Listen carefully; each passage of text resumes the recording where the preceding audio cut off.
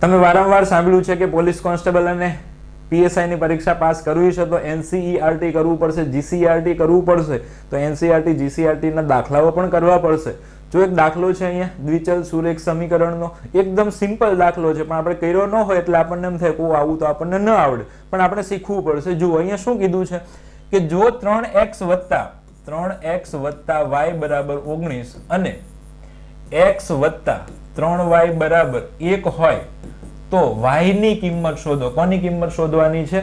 y ની કિંમત શોધવાની છે. તો જ્યારે નાના હતા ત્યારે એક મેથડ આપણે ભણતા હતા, બરાબર છે. એમાં આપણે શું કરતા હતા, કા x ને સરખો કરી દેતા હતા, કા y ને સરખો કરી દેતા હતા. અહીંયા y ની કિંમત મેળવવી છે એટલે x ને સરખો કરાય અને x ને હટાવી દેવાય, બરાબર. તો પહેલા સમીકરણની અંદર 3x છે, અહીંયા ખાલી x છે, તો આને 3x બનાવવા પડે. પછી આગળનું નહીં વિચારવાનું, અહીંયા 3x બનાવવાના છે. તો 3x બનાવવા માટે આ આખા સમીકરણને હું 3 વડે ગુણી દઈશ. કોના વડે ગુણી દઈશ? 3 વડે ગુણી દઈશ.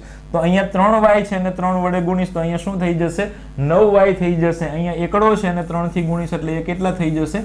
3 થઈ જશે. હવે શું કરશું? ઉપરના સમીકરણમાંથી નીચેનું સમીકરણ બાદ કરી દઈએ, બરાબર. તો આ 3x અને 3x કેન્સલ થઈ જશે. y માંથી 9y જશે એટલે શું આવશે? -8y આવશે. 19 માંથી 3 જશે એટલે 16 આવશે. y બરાબર 16 ના છેદમાં -8, બરાબર. એટલે આખો જવાબ તમારો માઇનસ થઈ જશે. 8 ગુણ્યા 2 16.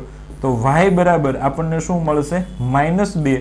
જો અહીંયા તમારે x ની કિંમત મેળવવાની હોત તો તમારે y ની કિંમત સરખી કરવી પડે અને y ને હટાવી અને તમે x ની કિંમત છે એ મેળવી શકે.